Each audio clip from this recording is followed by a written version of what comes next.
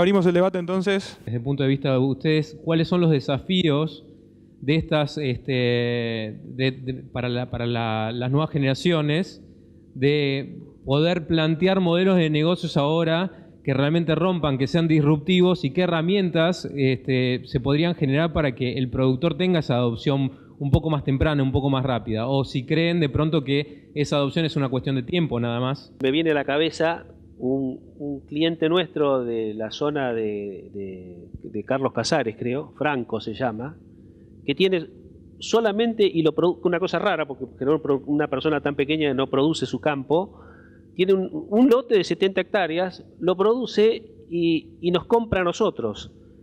Y el primer contacto, y nos compró casi que nos compró por WhatsApp. O sea, empezó a mandarnos unos WhatsApp, a preguntarnos el precio, que si damos el servicio, que si no, qué sé yo. Me acuerdo el nombre, porque el tipo es seguidor como perro de Sulky. Son los 70 hectáreas más caras que nos han costado, porque con 70 hectáreas el tipo lo llamó 40 veces. O sea, el problema que tenés cuando le vendés a ese perfil de productores es que tu nivel de costos va a aumentar, porque el nivel técnico que tienen como contraparte estás hablando con la persona que hace prácticamente todo, ¿no es cierto? Si él es el dueño, pero no es el agrónomo, no tiene un agrónomo, pero lo maneja él habla con los contratistas y él nos pregunta todo. Y en cambio, si tenemos un cliente grande, hacemos la cantidad de transacciones baja, la cantidad de conversaciones baja, el aprendizaje más rápido, pero el cliente pequeño, el adoptante pequeño existe, hay gente, digamos, hay productores de pequeña superficie, digamos. ¿Por qué digo esto? Porque el beneficio que obtiene también es importante. O sea, este tipo de clientes, no es que, o sea, claro, uno lo mira en porcentual. O sea, para nosotros son clientes casi irrelevantes. Nosotros tenemos servicios entre 3 y 5 dólares, 7 dólares, el más caro de todos, completo, un servicio completo, dólares por hectárea. Imagínate un cliente de 70 dólares por hectárea, la relación entre lo transaccional y el costo que tenés pareciera que no da, pero esos clientes existen. Probablemente, sin duda, nosotros tenemos un sesgo en contra, porque cuando salimos a vender, le vamos a ir a vender a los grandes, porque en una transacción, justamente por todo lo contrario. Pero estos clientes existen y son importantes, y estoy seguro que si tuviéramos una acción, nosotros somos débiles comercialmente. Si tuviéramos una potencia capilar comercial más grande, y ahora voy a tu segunda pregunta, seguramente podríamos, estos productores pequeños se convertirían en adoptantes masivos. Eso va a tu segunda pregunta. Creo que en la segunda pregunta hay dos elementos importantes en los modelos de negocios. El primero, en nuestra experiencia de estos años, es lo que llamarían una persona como ustedes de software la experiencia de usuario. O sea, la experiencia de usuario en agro es crítica. O sea, uno pierde a un productor porque una plataforma es lenta, uno pierde un productor porque no se entiende algo fácil y rápido, o porque hay que hacer demasiados clics para llegar a algo. La experiencia de usuario es un tema, yo diría, fundamental. Y el otro punto es el tipo de productos que somos capaces de desarrollar. Nosotros nos concentramos, nosotros pensamos qué es lo más de impacto en el costo del productor. Número uno, la tierra. Por eso fuimos a productos como ambientaciones, evaluación de productos. Esos productos como evaluación de ambientaciones, nosotros tenemos clientes que nos han comprado ese producto para hacer subdivisiones de campos, o sea, para hacer, al momento de la herencia, poder repartirse no solamente la superficie de modo parejo, sino la productividad de modo parejo. Hay gente que ya entiende eso en el agro, y eso es porque hay alguien, o sea, que compren ese producto significa que en el proceso de abstracción mental de alguna gente, esos conceptos ya están metidos. Y esto es imparable, está, ¿por qué? Y porque en otros órdenes de la vida avanza el concepto digital, el concepto de abstraer las ideas y volcarlas en un mapa, porque la gente usa Google Maps, usa el home banking, y el productor también, y eso lo va a hacer ir trasladándose hacia este lado en la medida que hagamos cosas cada vez, desde el punto de vista de la experiencia de usuario, más sencillas. Uno tiene un sesgo comercial siempre hacia el productor más grande porque es el que más eficiencia gana. La realidad también es que el modelo de negocio, un poco la primera pregunta y la segunda van de la mano, y es que el modelo de negocio normalmente se desarrolló para los productores grandes y los productores chicos no tienen una tecnología de bajo costo, o el impacto que les genera muchas veces no les justifica tampoco ponerse a trabajar. Y creo que ahí hay todo un trabajo para hacer para futuro. Una pregunta para la doctora Laura. Doctora, soy Matías. Necesito imágenes del río Bermejo. La imagen tiene que tener 500 metros cuadrados. La escala tiene que ser 1 en 25.000. Necesito saber profundidades, no batimetrías. Y quiero saber si esas profundidades pueden estar coloreadas en un tono más oscuro para saber, o al menos tener la primera parte del relevamiento que tengo que hacer del río. ¿Eso es posible hoy? Y sobre todo la disponibilidad, porque el tramo son 1066 kilómetros.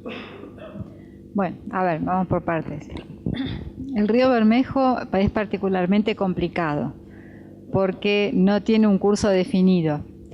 Entonces, es otro tema. Nosotros trabajamos sobre las cuencas que están principalmente en la región pampeana. Es la idea ir avanzando sobre otras cuencas, pero todavía no la tenemos abordada, el río Bermejo. La verdad te va a dar, a nivel de rugosidad de la superficie. ¿Sí? Por ejemplo, en agua podés detectar barcos, podés sí detectar el cambio del curso en el río, porque va a las formas, pero que es importante, pero tiene otra aplicación, creo, respecto de lo que vos estás queriendo.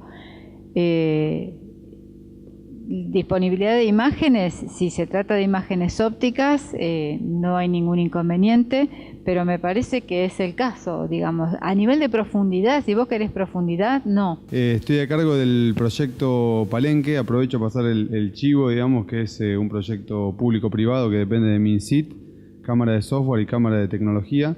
Hace 2 meses, así que, bueno, no me conocen, pero seguramente conocían a los del proyecto anterior.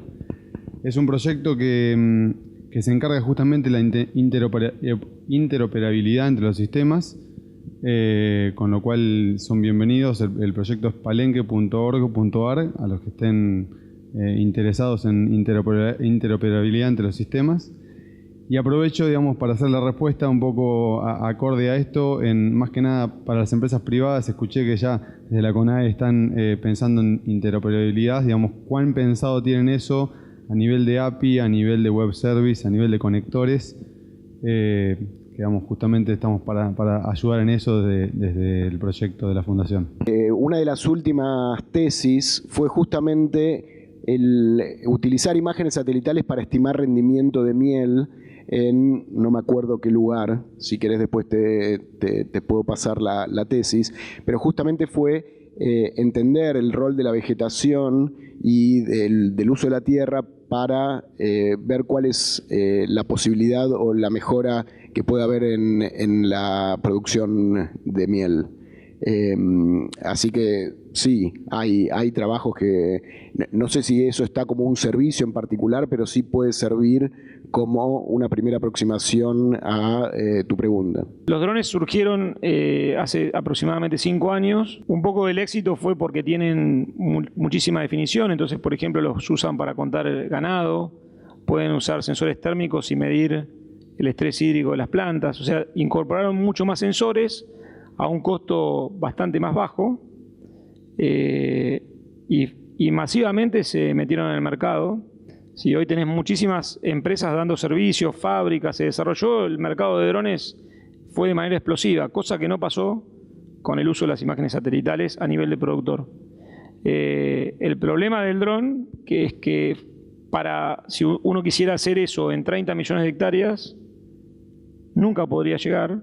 Entonces, para países de nuestras características, el desafío es generar la misma herramienta y la misma usabilidad, pero a partir de imágenes, ¿sí? Es imposible generarlo a través de drones. Los drones tienen un montón de problemas técnicos, un montón de desventajas que uno nunca aconseja usarlos, pero a la larga están mostrando que tuvieron una capacidad de venderse más fácil. O sea, encontraron la usabilidad y la combinación perfecta para que se adopten masivamente. Y eso es una paradoja, ¿no? Es un cuestionamiento también hacia cómo nosotros podemos usar las herramientas de imágenes. Quizás no estoy de acuerdo en este aspecto, o quizás no haya sido la palabra más feliz, que a veces uno por contestar rápido no puede incorporar la palabra que corresponde. Para mí el dron no es contradictorio con los satélites. Para mí es complementario. Acá no se trata de si algo es mejor una cosa que otra. Acá se trata de sumar información. La información de campo es valiosa, la información del dron puede ser valiosa, la información del satélite es valiosa, del satélite grande, de baja resolución, del de alta resolución. Acá se trata de aprender a usar toda la información disponible para que sume y genere un producto de utilidad para el que corresponda. Y creo que en ese sentido sí tenemos muchísima cantidad de información, solo tenemos que ver cómo la aplicamos. Sí, el dron tiene una desventaja, pero yo no hablaría tampoco de desventajas. O sea, el dron me sirve para una cosa absolutamente local, tiene poca autonomía, y el satélite me da una cobertura más global. Entonces podemos tener más información rápidamente de un saque, un área completa, que el dron no me lo permite, pero también el objetivo es diferente. Entonces acá se trata de los objetivos de cada instrumento y de cómo sumar la información y utilizarla inteligentemente de acuerdo a los objetivos de la aplicación que me interesa. Coincido plenamente lo que dijo Laura. Primero, no tenemos productos para apicultura. Segundo, nuestra empresa empezó porque un día vino el dueño de los Grobo Agropecuarias, INVAP, y nos dijo: che, tengo una empresa de drones en Uruguay, me ayudan, que la quiero hacer crecer, podemos hacer una sociedad. Y nos fuimos a ver, y efectivamente la empresa funcionaba, daba servicios y evidentemente y ganaba dinero, o sea que evidentemente ofrecía algo útil a los productores. ¿Cuál era el problema? Que no podían pasar de las 70.000 hectáreas, o sea, les costaba muchísimo escalar el servicio y había una serie de productos a los que no podían avanzar. Y vamos al segundo punto, que creo que es el más relevante y vale no solo para los drones, sino también para los satélites. Que nosotros tenemos un desafío enorme, que es la calidad de los datos. Hoy en día, con la masificación de estos servicios, podemos ofrecer muchos mapas de colores. Podemos hacer unos mapas con unos colores hermosos y les podemos mostrar unos ángulos fantásticos de cualquier cosa. Ahora, la pregunta es: ¿cuán bien somos capaces de medir? Por ejemplo, si acá mencionamos el índice verde, ¿no es cierto? Ahora, un dron, yo tomo con un sensor la imagen, a veces, como tengo que trabajar 10 horas por día, porque doy servicio en muchos lugares, a veces tomo la imagen a las 9 de la mañana y a veces a las 5 de la tarde y a veces al mediodía. Está bien, para algunas cosas ese dato que refleja la respuesta espectral de una planta en distintos horarios es útil, para otras no es útil. Pero eso no pasa solo con los drones, pasa con los satélites. Porque si uno no trabaja apropiadamente, en primer lugar, por ejemplo, seriamente, nosotros nos tomamos 2 años y medio en depurar la calidad de los datos. Eso es lo que yo contaba que hacíamos con los colegas de la CONAE, de irnos con el radiómetro al campo el mismo día que pasaba el satélite. Tiene que ver con que, imagínense un satélite, 500, 600 kilómetros, la atmósfera varía, los componentes químicos varían, la posición de la Tierra con el Sol varía. Si uno no aprende a calibrar, a descontar esos efectos, hace mal las cosas. Pero además de eso, voy al tercer punto sobre la calidad de los datos. Nosotros, por ejemplo, estuvimos comprando imágenes a una compañía muy importante que tiene nanosatélites, que no es, por supuesto, Satellogic, que es una compañía norteamericana. La calidad de los datos es pésima. Tuvimos que descontinuar. ¿Por qué? Porque hay una relación física básica entre la apertura que tiene, bueno, acá estamos en la Facultad de Ingeniería, entre la apertura que tiene el telescopio y la calidad de la resolución, por ejemplo, espacial que yo voy a obtener, o la calidad de la resolución espectral que yo voy a obtener. Y entonces cuando uno mira los datos de esos sensores y los compara con los datos de tierra, o los compara con los datos de sensores buenos, como lo son los de un satélite Landsat, de un satélite Sentinel, que tienen una calidad no solamente de georreferenciación, sino de la respuesta radiométrica, que es extraordinaria. Entonces, creo que ese es el tercer punto de una enorme importancia y que hace a lo que vos hablabas del modelo de negocios.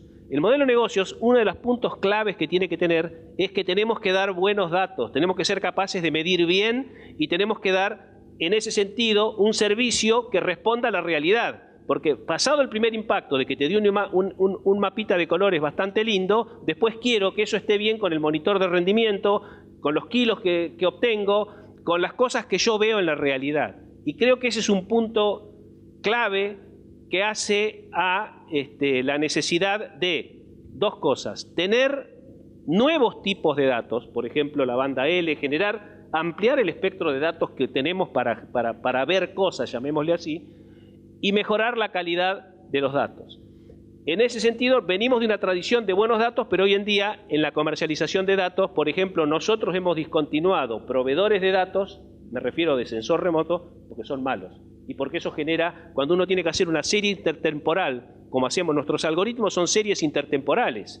Si uno lo tiene bien calibrado y son buenos los datos, lo que da es una porquería. Y creo que ese es un punto de una enorme importancia y una gran oportunidad para, digamos, para áreas técnicas como las de la Facultad de Ingeniería, ¿no? Hoy lo que están sobrando son datos, ¿no? Hoy hay datos, antes uno cuando estudió, así también cuando uno arrancó allá por los 90, era Landsat, dos Landsat, y hoy lo que sobra son los datos. Y está esta web que de repente nos acerca un montón, pero al mismo tiempo creo que hay que abrir los ojos muy grandes como para ver esa calidad de datos que recién hacía referencia a Guillermo. No todo lo que brilla es oro, digamos, no todos los colores que uno ve dice, ah, está bárbaro. Hay un proceso de validación y uno un poco desde la cuna, desde de lo que es CONAE, lo que implica dar un dato al público, dar un dato a la ciencia, no es menor. No sé cuál habrá sido la mala experiencia que han tenido y todo, pero bueno, es un dato que a nosotros nos preocupa, también nos preocupa imágenes de Satellogic, de Planet, de todas las grandes, digamos, que están ahora generando satélites chicos.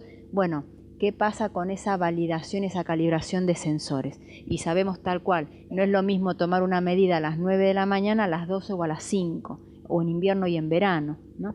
Así que esta interoperabilidad también tiene su riesgo, poder identificar la calidad de lo que uno, ya sea que lo reciba libre o que lo pague, pero hay que evaluar esa calidad. Mi nombre es Javier González, yo soy egresado y docente de esta casa. Hace unos años atrás, 2 años, hice una maestría gracias a la Fundación Sadowski en análisis de datos y mi tesis de doctorado se basa básicamente en la construcción de modelos para ayudar a los productores agropecuarios a tomar mejores decisiones. Productores agrícolas, para ser más específico. Este encuentro para mi línea de investigación no puede ser más fructífero, así que agradezco mucho a Luciano el hecho de haber juntado a semejante grupo de especialistas para hablar también sobre un tema que para mí es tan relevante. Muchas de las cosas que uno tenía pensado, por ahí con esta charla se da cuenta que se están haciendo muy bien, con un nivel científico-tecnológico muy de vanguardia a nivel mundial, así que es un orgullo como argentino, yo creo, poder conocer todos estos desarrollos que hacen también a la industria nacional. Mi pregunta es, tengo 2 preguntas, una más específica para Laura.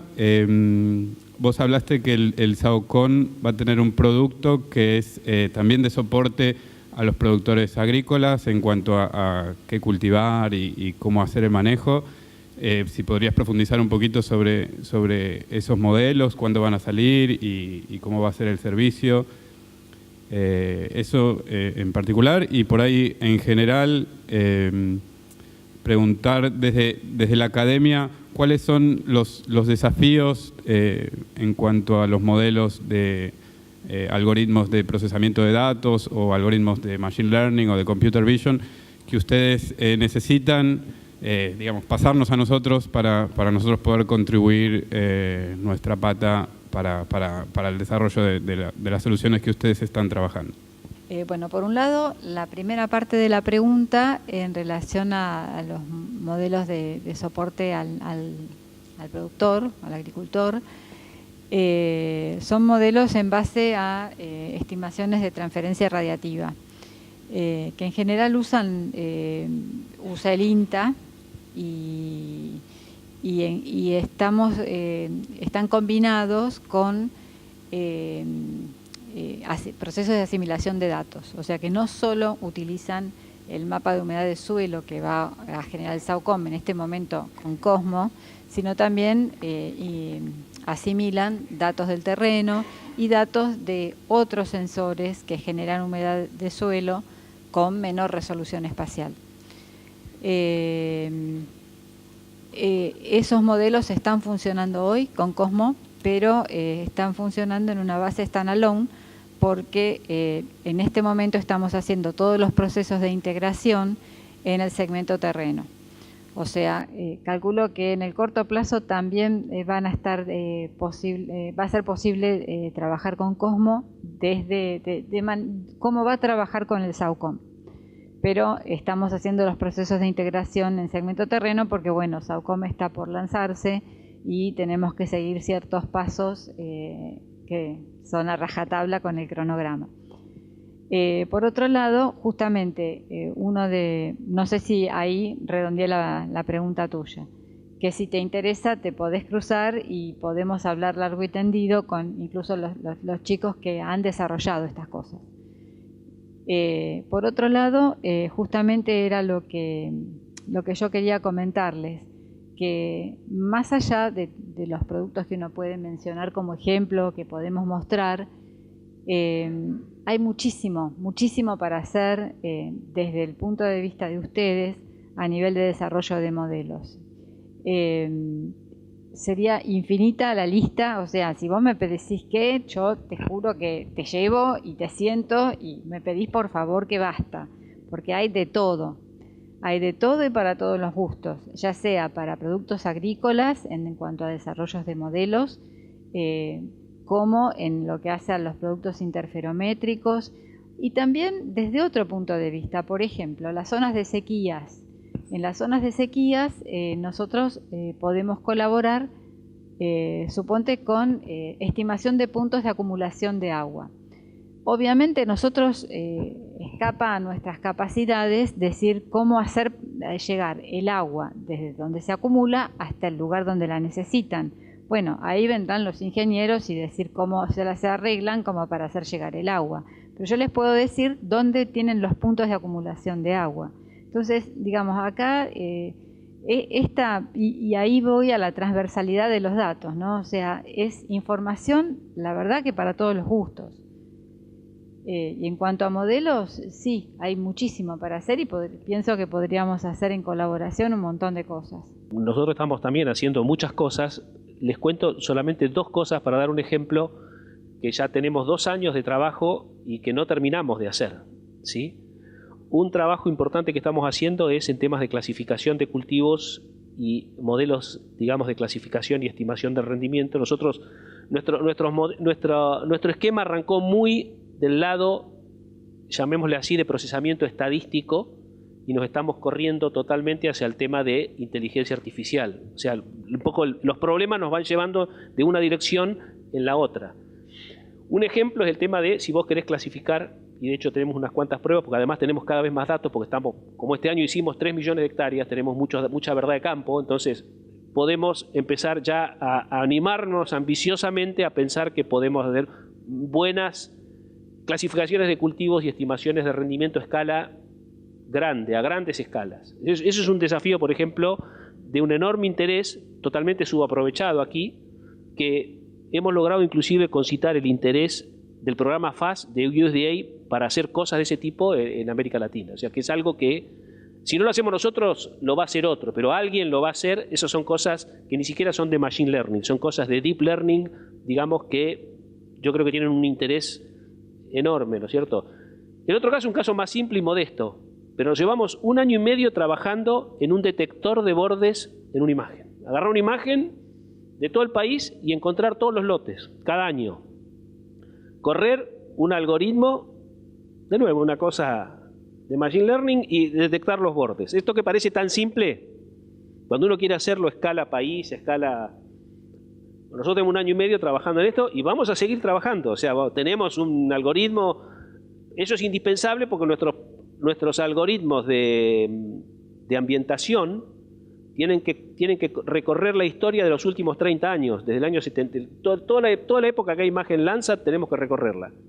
Entonces, tenemos que ir hacia atrás y ver dónde estaban los lotes, clasificar los cultivos y después en base a eso estimar la productividad y con eso después construir un modelo.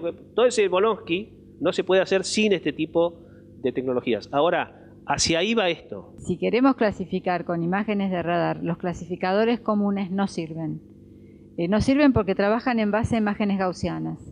Y la información de radar es una información de potencia, que tiene más un comportamiento de tipo Rayleigh. Entonces, hay que generar clasificadores que ajusten a la descripción de ese tipo de información. Por ejemplo, si estamos hablando de clasificación. La otra es el tema de detección de bordes, que para radar es fundamental, porque justamente como lo que te da es información de estructuras,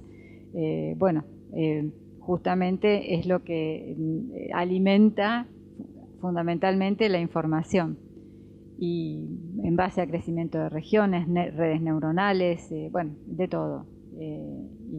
Aparte está la modelización del comportamiento de cultivos, de crecimiento, de cómo describir, por ejemplo, el crecimiento de algún determinado cultivo y poder generar a partir de eso cómo responde,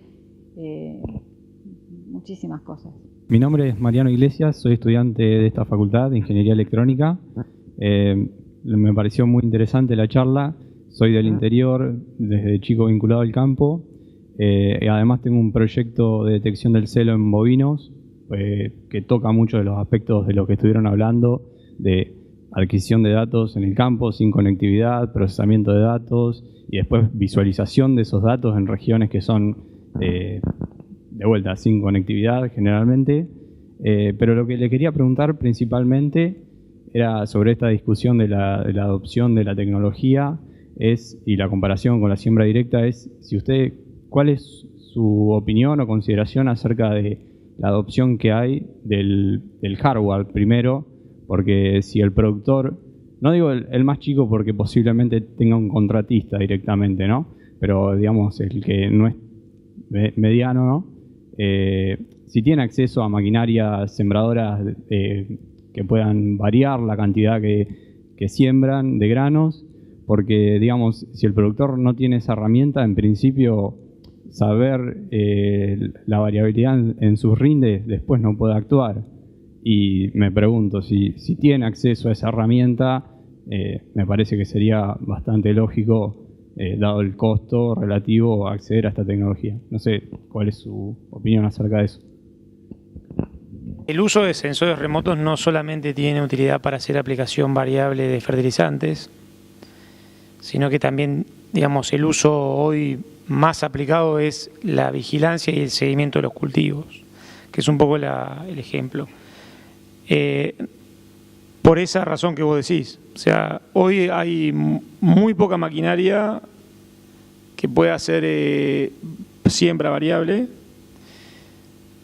y, digamos, y la que hay todavía tiene un costo de acceso alto.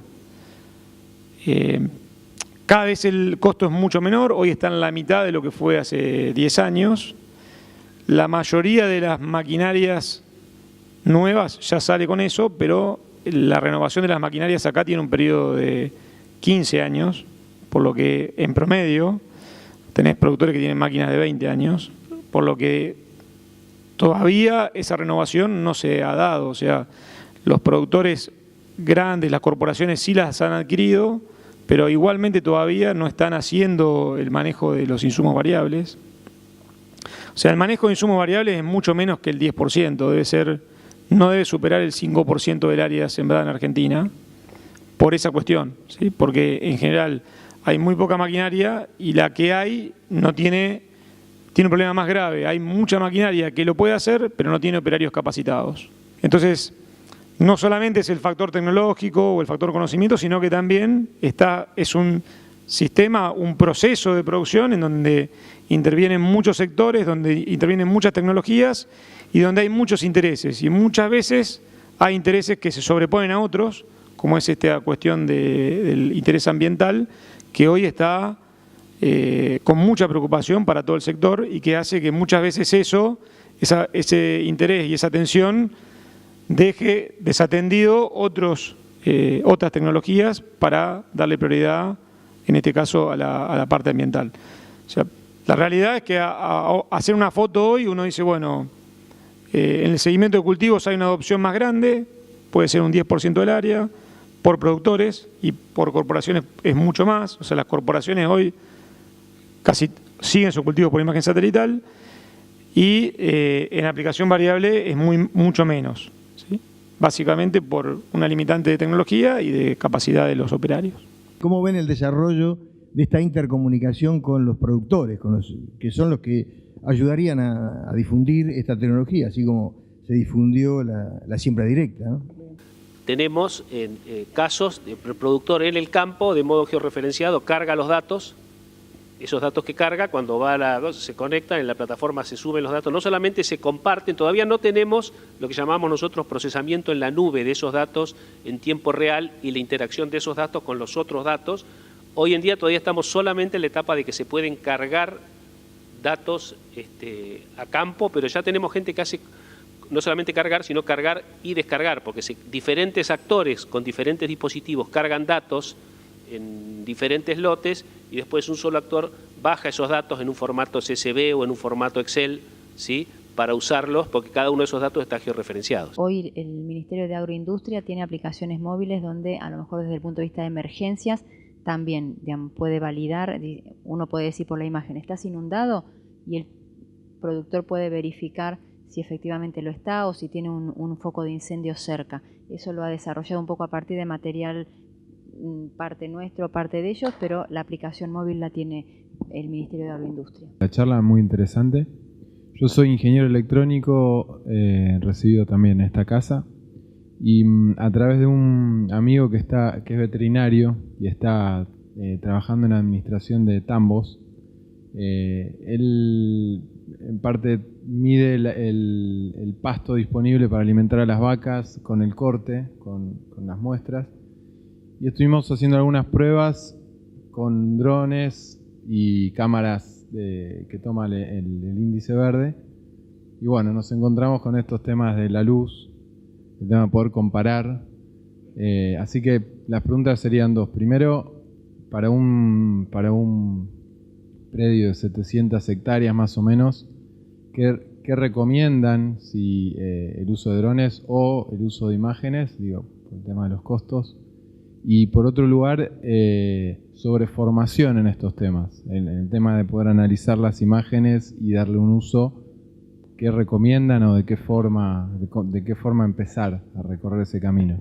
Si tuviera dron y posibilidad de imágenes, hay imágenes disponibles, se podría estar usando las dos cosas. Tal vez necesitas un poquito más de resolución, pero creo que hoy con un Sentinel y con 700 hectáreas podría andar. Y en cuanto a la capacitación, desde la CONAE hay a modo gratuito y virtual, además de presencial, pero hay desde las bases, desde un nivel 1 para empezar a tener idea de qué se trata la teledetección, índices y demás, y un nivel 2 de formación también orientado a la parte óptica, y este año ya hemos implementado un nivel de formación para radar, cosa que también desde la página, y está dirigido principalmente a la parte técnica y profesional que hace uso como herramienta de la imagen, ¿no? No sé si alguien... Bueno, además están las maestrías en el Instituto Gulich, que es parte de lo que comentaba Guillermo, y bueno, en este momento está justamente funcionando una maestría dedicada a aplicaciones que bueno, pero ya son 2 años y tienen que instalarse allá en Córdoba y ya es como más complejo. Esto que comenta Sandra es más inmediato. También te comento que si querés contactarnos no hay ningún inconveniente. Nosotros estamos trabajando en la identificación de pasturas. Una de las cuestiones es justamente cómo hacer para acercar los datos a los productores. Y, por ejemplo, ACREA, que es una asociación de productores, tiene justamente un programa que es la estimación de la productividad primaria del pasto basada en imágenes satelitales. Y esto está hecho con el trabajo de muchos cortes, como decías vos, y vincular esa información con los datos de las imágenes satelitales. Eso, de hecho, dan un servicio y lo que te dicen directamente es la productividad de pasto, que vos lo podés chequear si querés con tus datos de corte. Eso por un lado. Desde el lado de la formación, en la Facultad de Agronomía, si todavía te sigue interesando el tema de la formación, hay una especialización en teledetección y sistema de información geográfico, dirigida principalmente a problemas agropecuarios y ambientales. Y bueno, después hay otro tipo de posgrados, y dentro de otra especialización que es manejo de sistemas pastoriles, tiene una parte en particular que tiene que ver con la estimación de la producción forrajera a partir de imágenes satelitales. Vamos a cerrar entonces. Les agradecemos mucho la presencia, el interés. Es un orgullo realmente estar aportando un poquito, aunque sea, a la revitalización de esta facultad. Hay un proceso interesante en curso y estamos haciendo lo que podemos nosotros en ese sentido, y también en el avance del programa de la UBA para el desarrollo, que con este encuentro da un pasito más hacia el cumplimiento de su objetivo.